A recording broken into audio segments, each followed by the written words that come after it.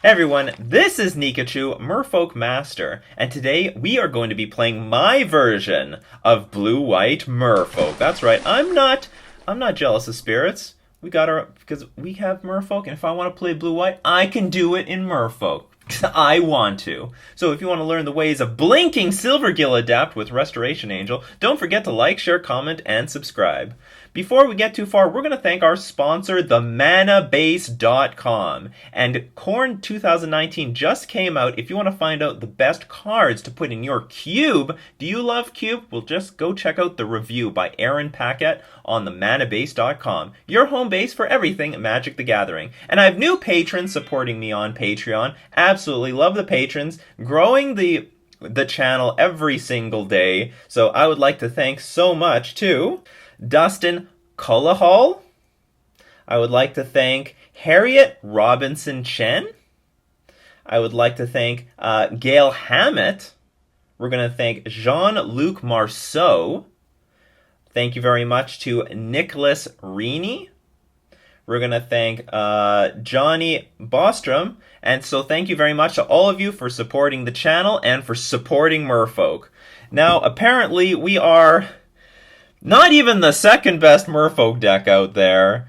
According to some sources, we are the third best Merfolk out there. But do you know what? We're still Merfolk. We're going to figure... Do you know what? Well, because Blue-White Spirits just made like a top 8 at the last SCG Open, apparently. And so now there's like humans and Blue-White Spirits on the radar. And I'm telling you, if we get all those tribal decks up there, then we're the tribal deck that beats all those other tribal decks. We are more linear and have more creature interaction than those other decks. Those decks have more interaction against all the broad areas of the metagame, which is ideal, but we can still beat those decks. So let's look at my list for Blue-White Merfolk. I'm using some lessons learned from my previous matches. I'm also using some ideas given to me in the comments section, and I've also refined the mana base to make this thing work. So, very first thing you might notice, there's no Ether Vial in the deck. Why are we doing this? So that we can take advantage of Stony Silence. We don't want to lose to Affinity. We also don't want to lose to KCI. This card is going to be great against both of them, and we are going to need to play it without hurting ourselves with Ether Vial. And I'm hoping that because the way I've designed the deck, we don't need Ether Vial. I'm hoping that's going to be the case. Like, Death and Taxes doesn't need Ether Vial, and they can survive, so maybe we don't need Ether Vial. So that's what we're doing here.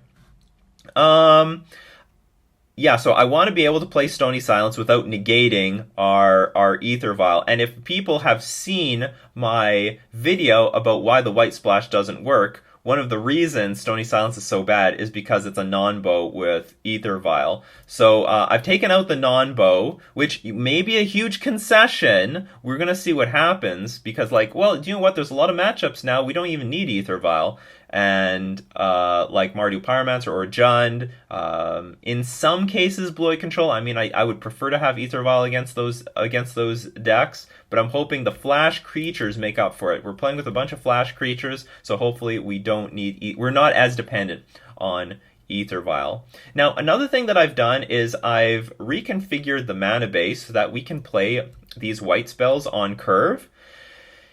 Frank Carson says that if you want to be able to play a white spell by turn 2, and you only need 1 white in the mana cost, you need 13 white sources in the deck. 13 is a lot, especially with Mutavault, so I said, okay, we're kicking Mutavault out, saying hello to Fairy Conclave, which is still a man land that we can play, but produces blue mana, so we don't screw ourselves so much. So in order to, we need 13 white sources, so I've gone with 4 Wanderwine Hub, 4 Flooded Strand, 2 Hollowed Fountain, 1 Plains. I've decided to play a Plains. If we're not playing with Mutavault, why not play a Plains? And 2 Seachrome Coast. I don't know what's better, 2 Seachrome Coast or 4 Hollowed Fountain, because this could end up screwing us. Ideally, I don't want anything coming into play tapped as our 4th land, because that can screw our Restoration Angel and our Warship, which we'll get into later. Because this is definitely coming into play tapped. Fairy Conclave, 100% of the time coming into play tapped. Nothing we can do about that. But Seachrome Coast, we have some control over this. So I don't know if this is better than Hollowed Fountain because that maybe the damage is relevant.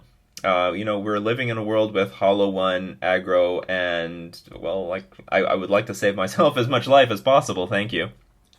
So we're not playing with Ether Vial, therefore we're playing with 22 lands, which I'm hoping is just enough lands to curve out anyway. I actually play tested something like this. A little on my own time, and I was playing with 24 lands, and I was flooding the hell out every single one of my matches. So I'm hoping that this is like the better refined version here. So I'm going to try to play with Path to Exile. We are living in a world where people are playing insanely large creatures very early on in the game, like Gurmag Angler and Hollow One. And you know what? There are some threats that we just can't deal with very well, like Mantis Rider. And while Dismember is a card that can kill Mantis Rider, I would rather give my opponent another land instead of taking 4 damage, because we do need to be concerned about our life total in the humans matchup. Now, Path to Exile is bad because we are not mana screwing our opponent very well. Are there any decks that we mana screw very well anymore? I mean, I can think of Jund, but that might be about it. Like, seriously, I don't know if we're mana screwing anybody. Like, we're not mana screwing Mardu Pyromancer, we're not mana screwing humans, we're not mana screwing Hollow One aggro. So who are we mana screwing? I don't know if the that Spreading Seas is worth the free wins, but I don't know if it's worth it anymore. Now, ramping my opponent up, it might be a problem. We're gonna see how bad that is, but it actually didn't look too bad in our prior series, so I want to take another shot at Path to Exile again. There are just a lot of inconvenient creatures in the metagame that need like an answer without taking too much damage. So let's try out Path to Exile one more time. We need creatures in the 1-drop slot if we want to curve out comfortably and do something meaningful against our opponents. I want to try out some new stuff here. I don't want to try out Curse Catcher. I'm still in the position that Curse Catcher is unplayable. Curse Catcher has just died. So let's try out Tideshaper Mystic, a card that I really like. I don't know if I really want 3 of each of these. I was comfortable with 2. So we're going to try out Tideshaper Mystic, which is just another form of Island Walk.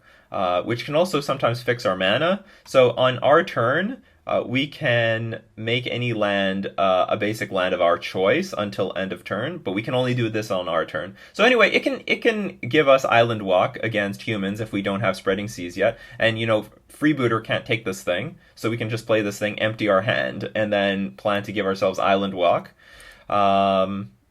And occasionally it will help fix our mana. Maybe we need a white source in order to play Restoration Angel or Path to Exile, and we can get it. And on top of that, sometimes it will mana screw our opponent. We can turn a land, against Jund, we can turn their swamp into a plains, and then they can't do anything. They can't fatal push any of our creatures, and we know that we're good to go to attack without getting blown out by a removal spell.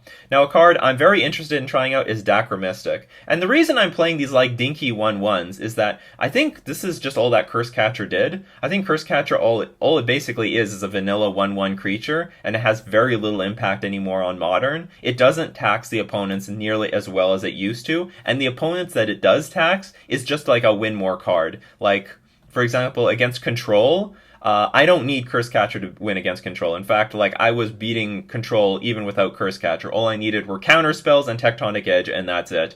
So, Curse Catcher is just a 1/1 creature very, very often. So how about we have a 1/1 creature at the beginning of the game, but in the late portion of the game, we can start gaining some value out of this thing. Dacra Mystic says, play a blue, tap, each player reveals the top card of their library. You may put the revealed cards into their owner's graveyards. If you don't, each player draws a card. So what it is pay a blue, tap it. We both reveal a card, and I have the option that we put them in the graveyard or put them in our hand. So I can keep putting them in our hand when we find a card that we want, and our opponent just has a land or something.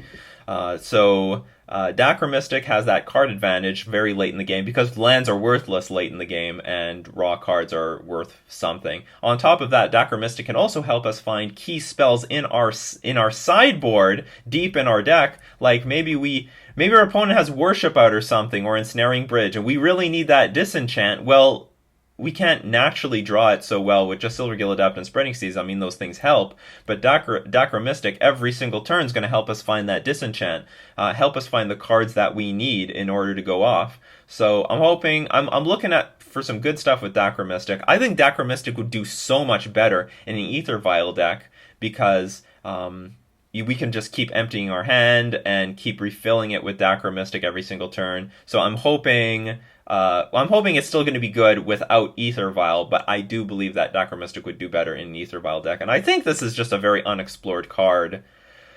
Maybe she'll do nothing. Maybe she'll do nothing. Let's try her, though. Let's try her. So the only other new card in the main deck is, I mean, Restoration Angel, not super new. I believe we tried this thing before. Restoration Angel is going to give us some value with Silvergill Adept, and hopefully maybe give us an extra value with Merfolk Trickster. Also just saving any of our creatures from removal spells. Another really good thing about Restoration Angel over, say, Master of Waves is it's a way better defender against a lot of aggro decks. So if our opponent tries to attack with Mantis Rider, boom, you get blocked by Restoration Angel. Or we Restoration Angel, target Merfolk Trickster, tap something down, and then go in for blocks. So, I mean, in a lot of other situations, yeah, Master of Waves is actually way better defender than Restoration Angel, but Restoration Angel is just a way of playing a deck without Ether Vial while still having niche ways of defending against the key decks in the metagame. Like, in general, like against Hollow One or something, you probably want to have Master of Waves, even though Master of Waves still dies to a lot of cards out of Hollow One. It's still fine, though. I'm not going to say, like, between Restoration Angel is just defending ourselves from different things than Master of Waves is. Well, however, Restoration Angel can be played at flash speed, and I would still like to see what value we can get out of this card, especially if we can just curve out to 4 lands much more comfortably than if we were in an Ether Vial deck. And I believe that with 22 lands, we will be able to do that more comfortably.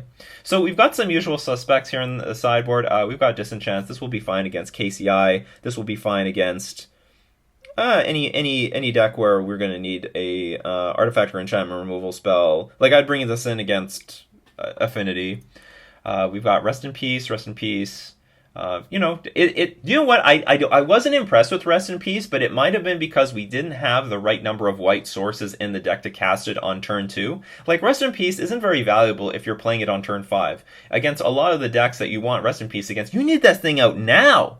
You can't wait. I mean, Dredge doesn't care if you play Rest in Peace on turn 8. I mean, the damage has already been done. We're probably dead by turn 5. So we need Rest in Peace out on turn 2. Hopefully we see more out of Rest in Peace and effectiveness out of Rest in Peace now that we're playing with 13 white sources in this deck. I'm hoping that we're going to get some people with Worship. It's going to be like our Ensnaring Bridge. Ensnaring Bridge may not always win on the spot against a lot of decks, but it's going to give you a lot of time to win the game before someone finds an answer to Ensnaring Bridge. So, I mean, I'm hoping this card is going to be good against humans. They have I think, Reclamation Sage that can deal with this. What else do they have? Kessick Malcontents? But still, I'm willing to have this thing on the board and force them to have an answer, and that would just give us a few turns to kill them. Like, they have to have an answer to Worship, or they're going to lose probably really soon. And I'm hoping that this thing is going to be useful in other matchups. We're going to see what happens. But someone pointed out that, like, if we're playing with Ghostly Prison, we might as well be playing with Worship. It's just a way more high impact card. Worship would be so much more powerful if Collective Brutality wasn't in the format. Collective Brutality, unfortunately, is in a ton of decks. So that is an alternate way of winning the game because Collective Brutality can make us lose life. So that's a way of winning the game through Worship, unfortunately. So Worship, not as good as I would like it to be, but still a card that I'm willing to play with. And we're still going to play with 4 Deprive. This is like the go-to counter spell, still really powerful. And just to round out the deck, some Tectonic Edges. That is fine against control decks and Tron. I mean, we have a lot of stuff against Tron. The counter spells, the Sony Silence, the Disenchants, and some Tectonic Edges. So let's try this thing out in a competitive league. So we won the die roll. We have like a pretty underwhelming hand, though. It's got a few creatures. It's got Fairy Conclave, but it's got 5 lands. One of them's a creature, though. Do we keep this? I guess we're gonna keep it. I don't. If I mulligan on the play, I think that could be catastrophic. I don't mind mulliganing on the draw though. But we still like curve out relatively fine, playing like turn one Fairy Conclave, turn two Master of the Pearl Trident, turn three Mare, and then we can attack with everything or even the Fairy Conclave by that time. By that point.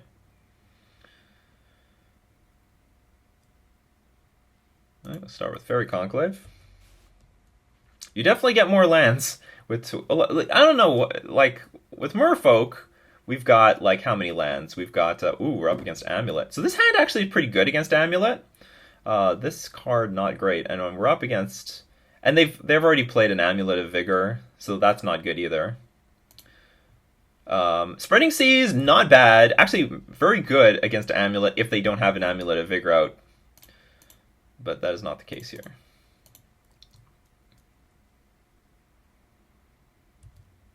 So this could be a matchup where Disenchant might be useful.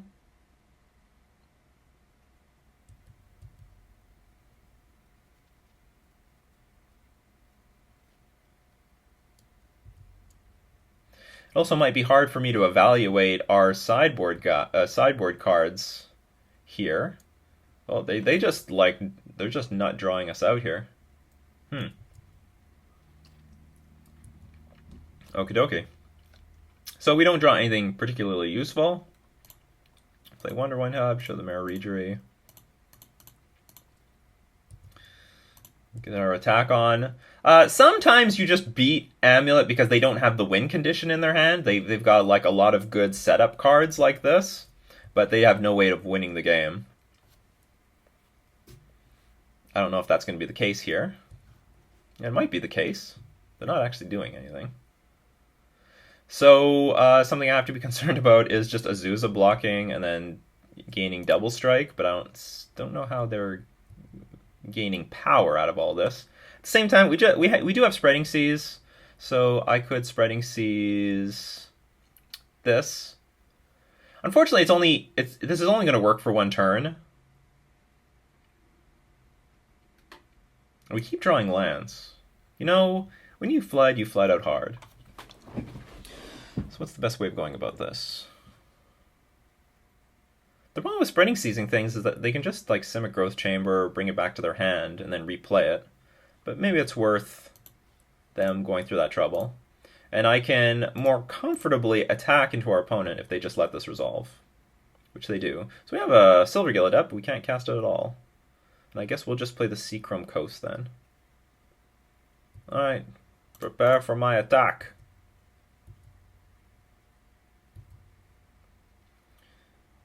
Seachrome Coast.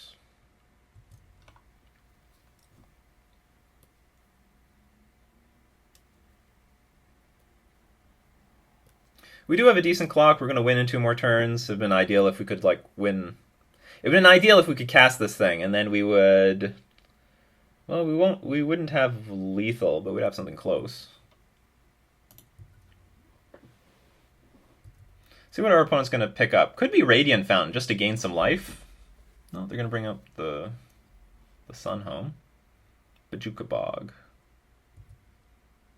And that's the thing that makes Merfolk pretty good against Amulet, is that in these games where they don't really have anything going on, we can race them pretty comfortably.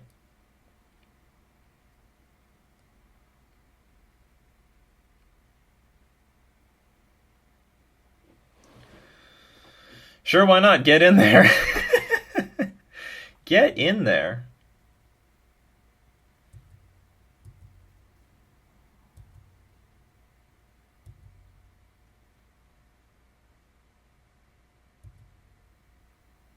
Oh, we got a Dakra Mystic. Alright, so let's play some Merfolk.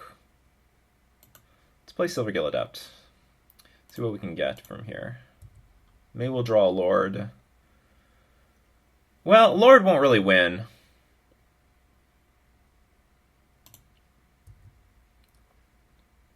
Something convenient might be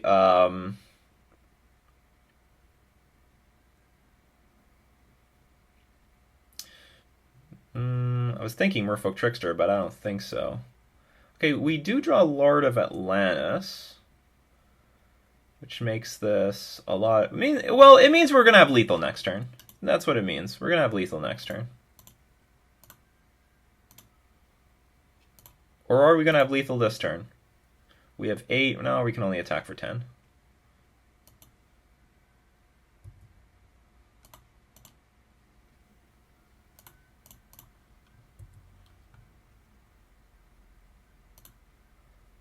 Opponent, I don't know if our opponent can combo off.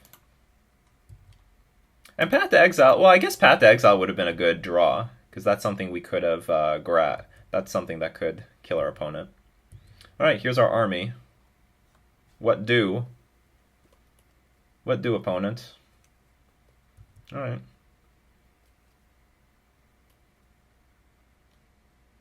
Oh, we win. Alright.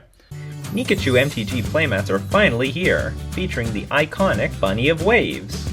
We've also teamed up with Dragon's Lair to bring you Master Your Waves and Bunny Guide.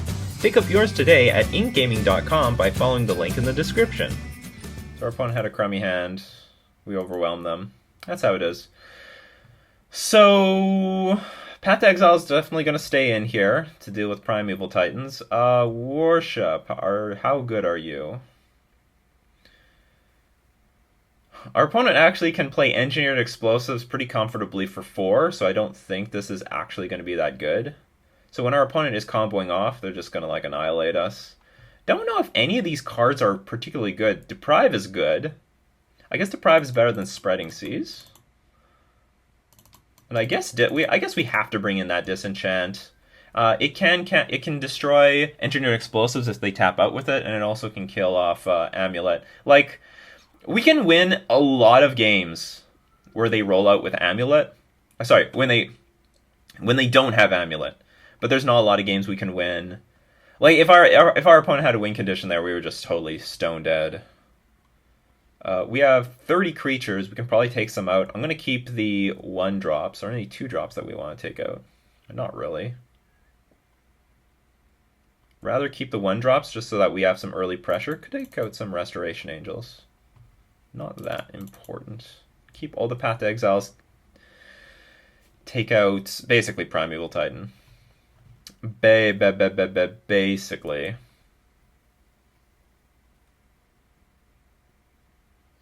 Although Restoration Angel is nice if we have a Merfolk Trickster on the board. Do we want to deprive that badly? We have 28 creatures still. No, okay, we'll go with that. We'll go with that.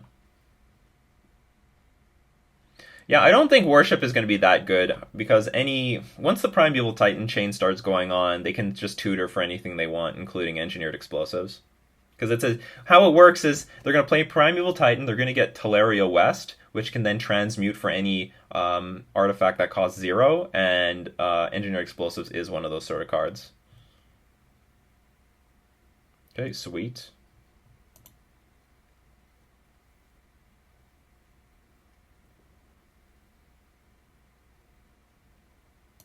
We'll keep this.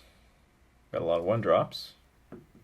So Fairy Conclave might be inconvenient, but do you know what? We just got ourselves some islands. So in the beginning,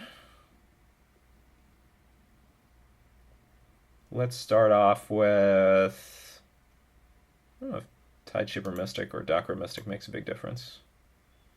Oh, we'll play Tideshipper Mystic.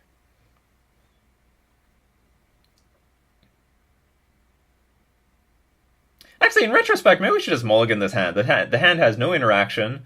I mean, I kept the hand because it was just a hand of like stuff and cards. But on the draw, we could have like mulliganed for A, some interaction, and B, like what's it called? Like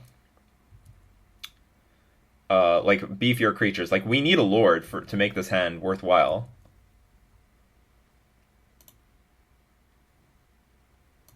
Play Wonderwine Hub. Show another Tideshaper Mystic, I guess. We get another Tideshaper Mystic. Well, the good news is, well, I don't know if I'm going to want to empty my hand. of all the 1-drops. So our opponent could just play Engineered Explosives for 1 and blow everything up. That would be unfortunate. Another Explorer.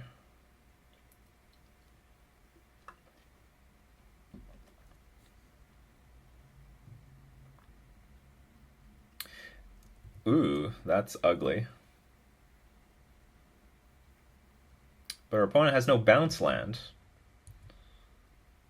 Or not one that we can see. Well, that Marrigery like changes everything. That helps a lot. So we will play Marrigery. Get our clock going. It's possible our opponent is just going to play like a Simic Growth Chamber next turn, play Primeval Titan, but you know, nothing we can do about that. We don't have any interaction, and we have to present a clock. You always have to present a clock against Amulet. Like anyway, I can't bluff anything with this hand anyway, because you never know when they don't have a way of comboing off. I would say that because they didn't start off with something like Amulet of Vigor, that they probably had, you know, things like Summoner's Pact going on in their deck.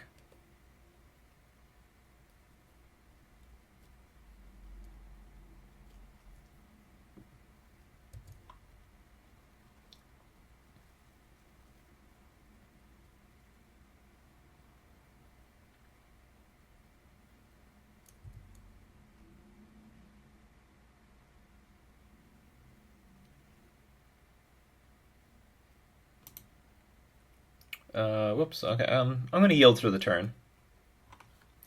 So some people might say, well, if you have Curse Catcher here, like, wouldn't that help? Yeah, it would like help for one turn, but like, can I kill my opponent next turn? It would give me like one more turn to do something. So it would like interact on this very turn, because what I could do is I could counter the Summoner's Pact, force my opponent to pay for it. Well, I guess that would be the 2 turns that we needed. Or they would just let it get countered, and they would play another Summoner's Pact.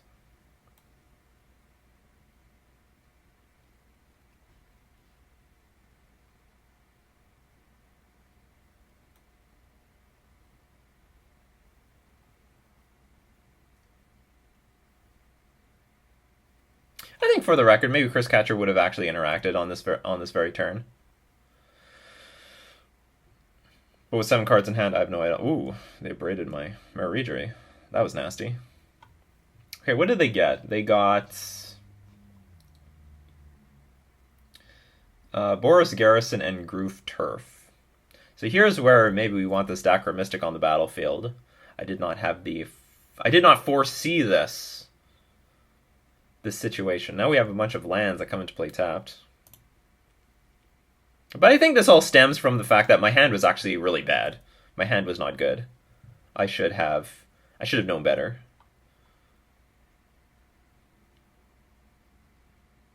Can we still win this? Doesn't feel like it.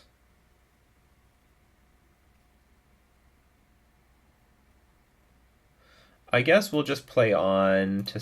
I'm going to hold up... Well, they know I have Tideshaper Mystic in the deck, so I'll just play another Tideshaper Mystic. But I'm planning to resign. I'm just planning to resign. We can't win here. They're just going to play like another Primeval Titan, give everything double strike. Like the position's pretty hopeless. They can play... This Teleria West represents like tutoring for like a billion different cards. We really need like a Tectonic Edge on this thing. Maybe I should bring in some Tectonic Edges. They're not that bad, especially in a hand where they're really slow. You can like Tectonic Edge something, and that's a pretty big swing.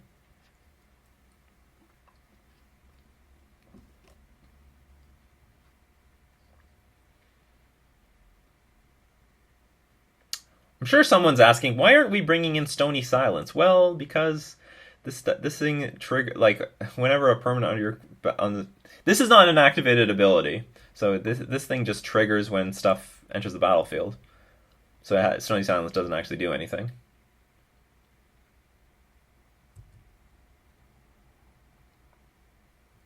So here, maybe our opponent's looking for Engineered Explosives, and they'll blow it on 1.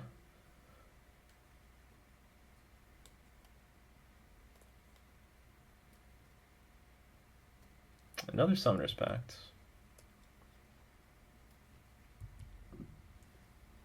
So they have like infinite Primeval Titans, basically.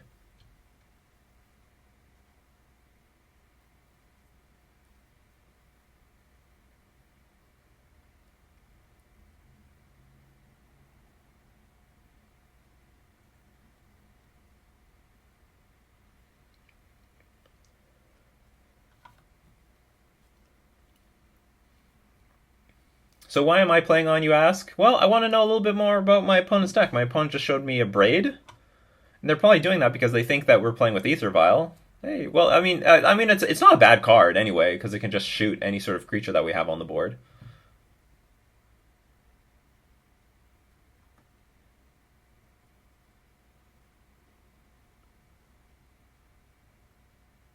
But it's good to know what your opponent can do. So what are they going to look for? They get the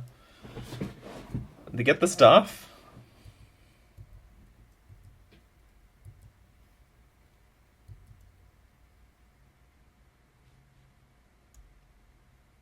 So we have to block with at least one creature. Otherwise, the double strike will kill us. We're at 12 life. They're going to hit for 12. But if they want to activate it, it'll take up their turn. Not that I think we have very good chances of coming back from this, but hey, who knows? Maybe. You know, I didn't anticipate that my opponent would do something like this. So we're at 1. Maybe we can Path to Exile. You know, I wish the Dakra Mystic was still on the battlefield. Look at that! We drew the Path to Exile. So, unfortunately, both these things come into play tapped. So we can Path to Exile this. Can we add to the board? We cannot.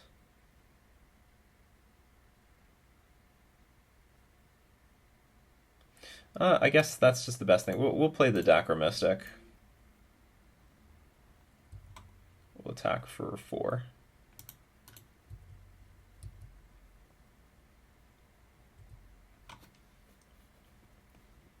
See what happens. We needed this last turn, though. That's for sure.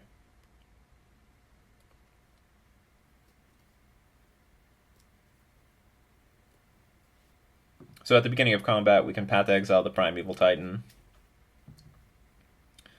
Here's another Summoner's Pact.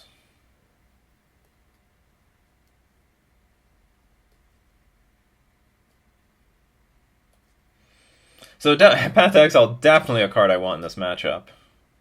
That can help a lot.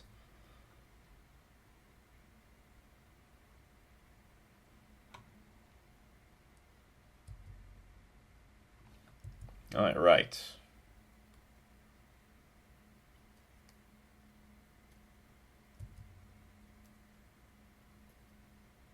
Unfortunately, not proving to be very good here.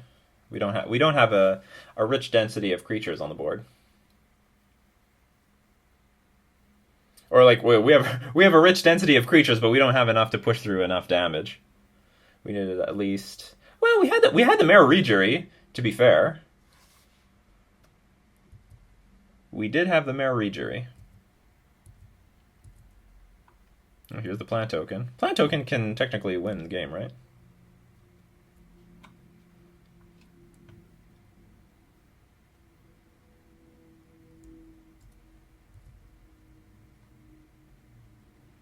Well, that's unfortunate. Okay, so now we can concede. I'm not going to show them Path to Exile or anything like that. So I'm just a little concerned. Like, what can I take out for mana if I am going to take something out for mana? Like, for Tectonic Edge. Maybe some islands? Maybe 2 Fairy Conclaves? Like, Fairy Conclave is a bit clunky here. Not entirely necessary. Okay, let's take out some Fairy Conclaves for the Tectonic Edges. I could be wrong. Maybe Fairy Conclave is better than I think. But you know what? To blow up a Boris Garrison or something like that, it means a lot. It slows them down a ton. Or sorry, not Boris Garrison.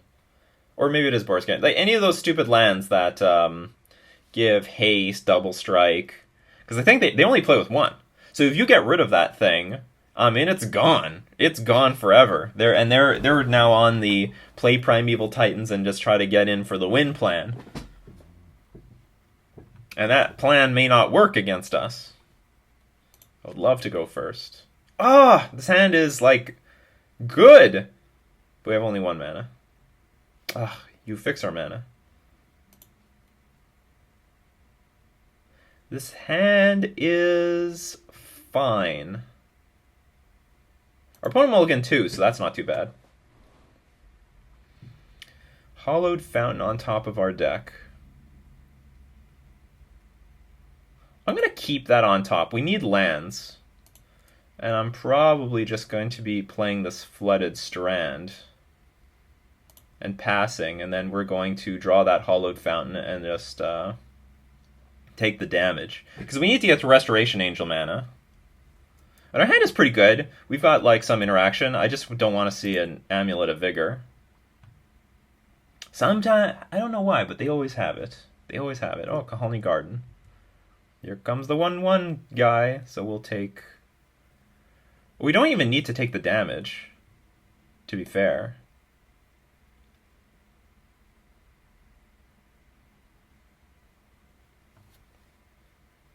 Or do we? Well, okay, if we're willing to take 2 damage right now, then we can save it for the future. That's all that can be said about this. We can wait on this thing. We can wait on the Hollow Fountain.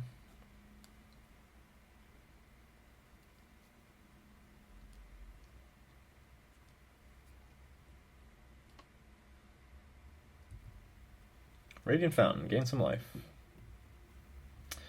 Sakura Tribe Scout.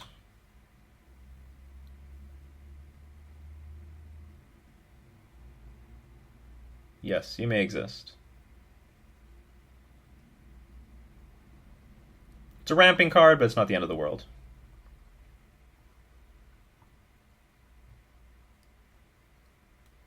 So let's get some pressure on the board.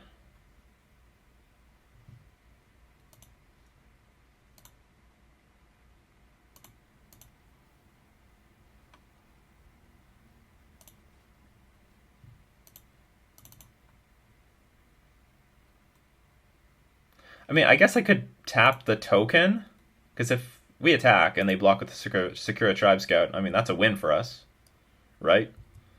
Pretty sure that's a win for us. Oh, we got Tide Shaper Mystic, so that is fine.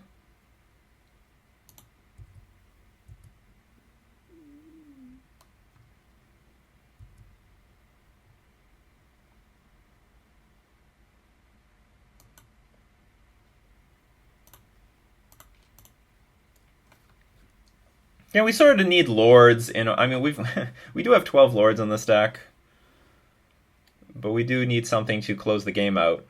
Like, that's the advantage of the Merfolk deck versus Amulet Titan, is that we can produce a pretty good clock.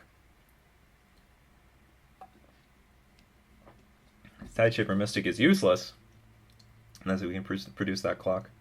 So what I really like is that we can hold up our interactive spells while still, playing things like Restoration Angel.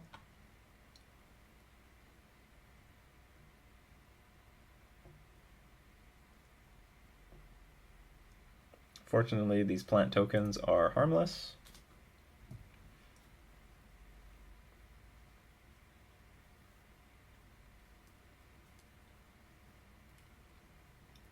And it's so hard to play around stuff like Deprive. Like, how do you play around Deprive? Like, we could definitely have another Merfolk Trickster. And we are representing something, because we played the Hollowed Fountain untapped.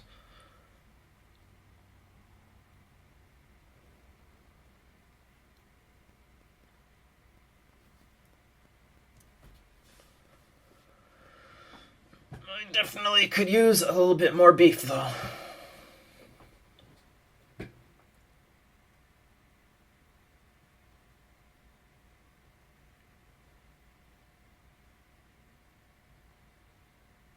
Deprive isn't the be-all, end-all against Amulet Titan. They do play with Cavern of Souls, so if my opponent plays, say, oh boy, that's a problem.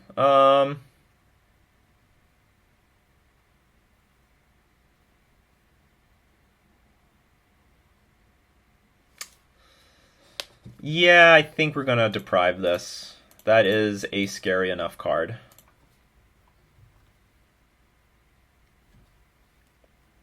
Like I said, we have a way better chance of winning the game when our opponent does not have this card.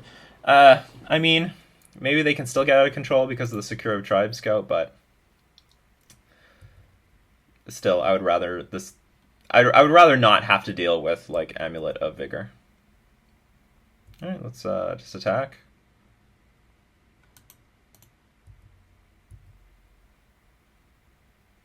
Our clock sucks. What can you do about it?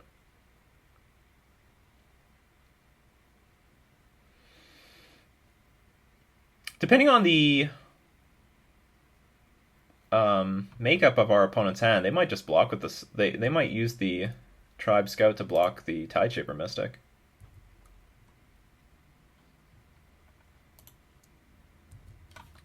Play Fairy Conclave, pass. So here comes Boros Garrison. Bring back. Oh, that's interesting. Okay. It is a bit of a problem that Teleria West is on the battlefield. Because that can produce basically infinite Primeval Titans. But we draw another Deprive, which is great. Alright, so we just keep attacking.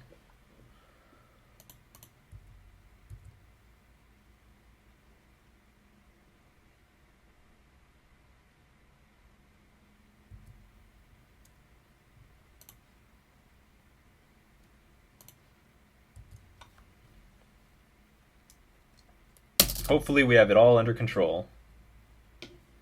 Hopefully. Why are you tapping mana? You're floating mana for some reason. Are you going to play a Braid? Or you just want to float some mana? Ooh, Kozilek's Return. 2 damage to everything. 2 damage to each creature. Whenever you cast an Eldrazi creature spell with converted mana cost 7 or greater. So this kills your Scout. So this is just a fair trade, is what you're telling me here. Okay. I'm fine with that. I think I'm fine with that. Like, I still have the Fairy Conclave on the battlefield. We have Restoration Angel in our hand. So it was a 2 for 2.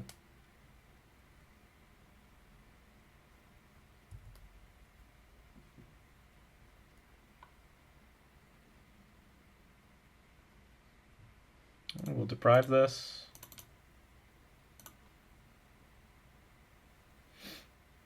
So that's one Primeval Titan down. 3 more to go. We just drew Lord of Atlantis, but... Well, you're a little late. I could defend against that Kozilek's Return, maybe.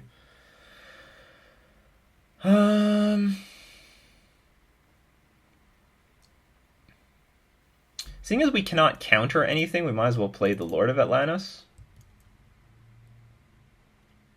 And then if a Primeval Titan is played, we'll just Path to Exile the damn thing.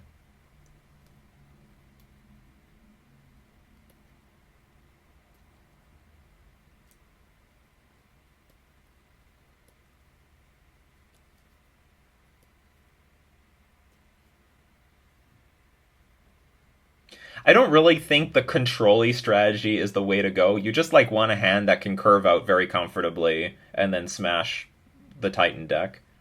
The game is running out a little unusually. Okay, so Summoner's Pact resolves. We're gonna get a Primeval Titan. They're gonna play a Primeval Titan. We're gonna Path to Exile the Primeval Titan. But the thing is, they are now going to be searching up. Let's see what happens. Ideally, they should get, like, something that can bounce the Teleria West so that they can transmute for another Summoner's Pact to keep this thing going. That would be ideal for them.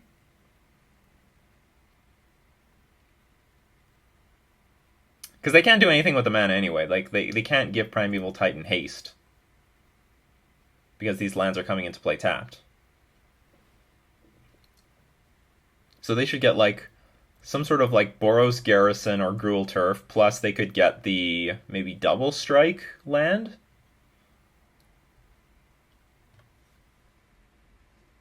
Oh no, they have a lot of options. But no matter what they do, I'm Path to Exiling that damn thing. Oh, they got another Teleria West, okay.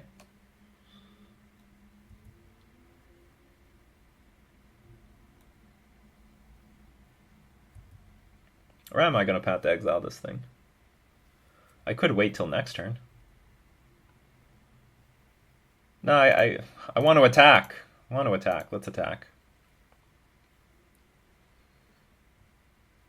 We have a few turns to do something because our opponent is going to have to pay for that Summoner's Pact.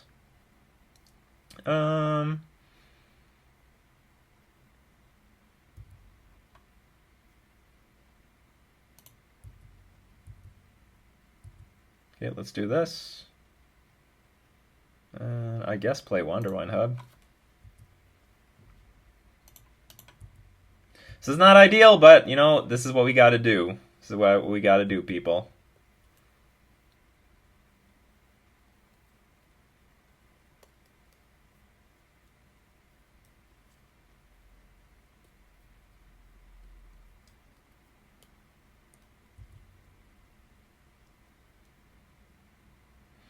So we need to draw another Deprive. Or another Path to Exile. Like, if we keep pathing these things, eventually they just run out of, like, they run out of win conditions, which is a legitimate problem.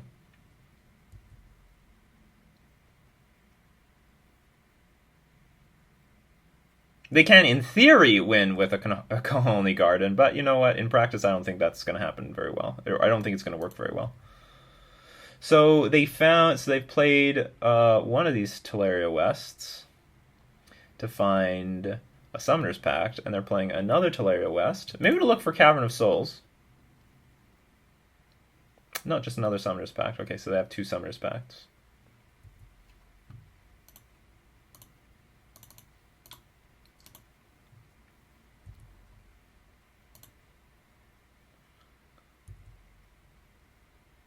Tideshaper Mystic. Not particularly useful here.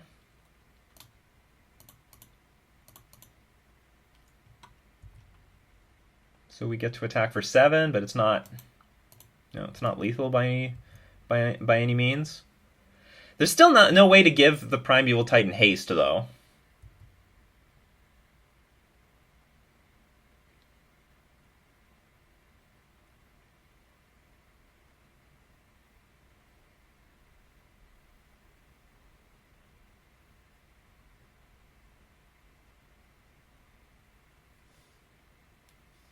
On the other hand, my opponent can get 2 Primeval Titans this turn. Put 2 Primeval Titans on the battlefield. Okay, here's the first one.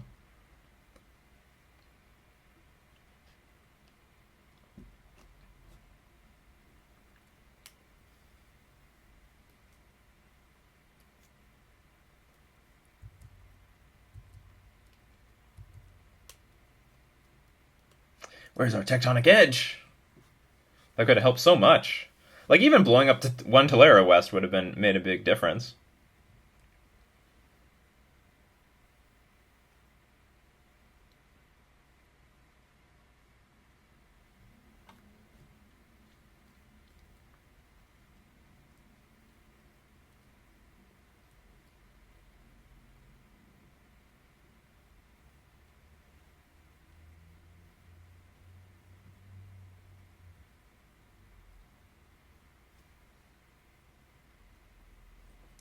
Alright, so here come the things that... Yeah, the Slayer's Stronghold. Target creature gets +2/+0 and gains Vigilance until end of turn.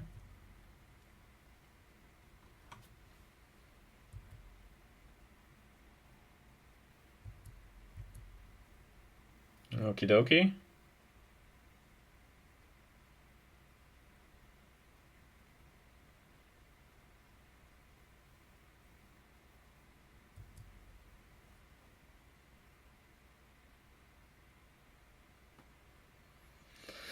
So they can't give it double strike, though. because of the because it comes into play tapped. Everything comes into play tapped. So they gain some life with Radiant Fountain. Gives themselves another turn. I will not block. But next turn, they can have a Primeval Titan that has haste and double strike. So that could be a problem.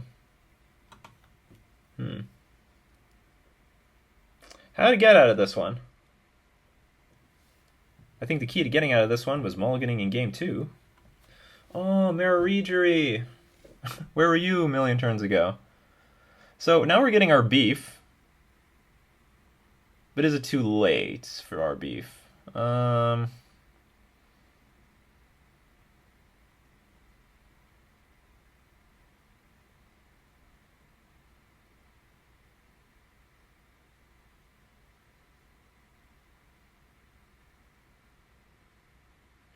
Tideshipper Mystic, unfortunately, only affects lands on our turn. We can't turn these things into islands on their turn. I would love to pass the turn and do nothing and bluff something, but we can't. We're just gonna have to play this Mararegery.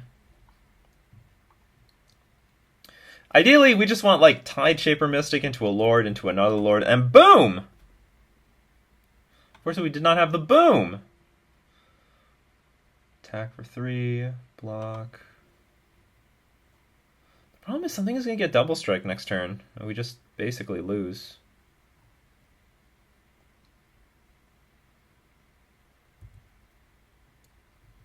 Do we pass? Do we just pass? I can bazillion block 1. The problem is that the gain haste, the attack with everything, and then the Primeval Titan that we don't block is just going to get double strike.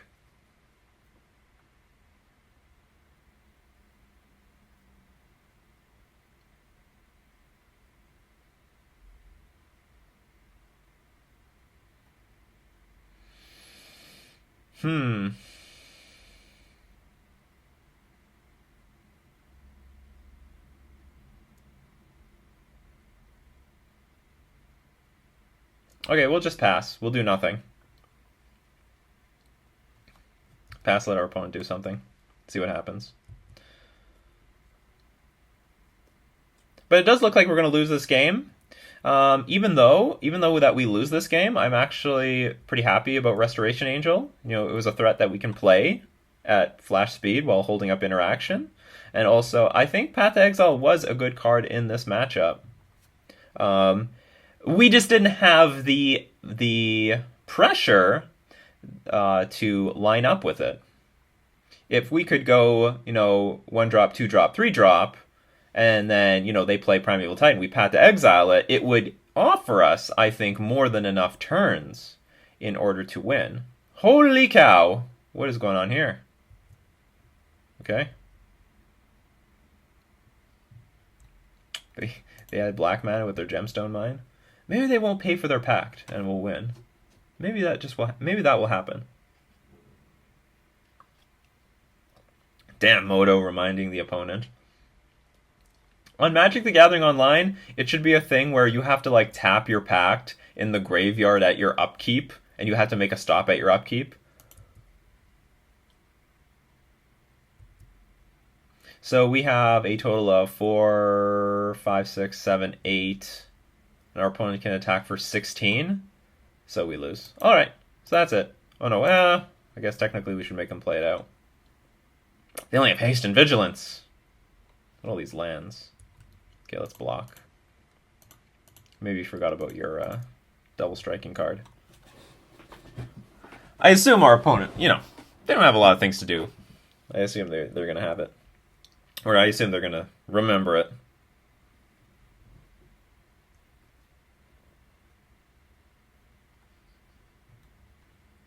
Oh, he is not. Our opponent's asking. Our opponent's saying, a viewer is asking if your brother is with you. He is not.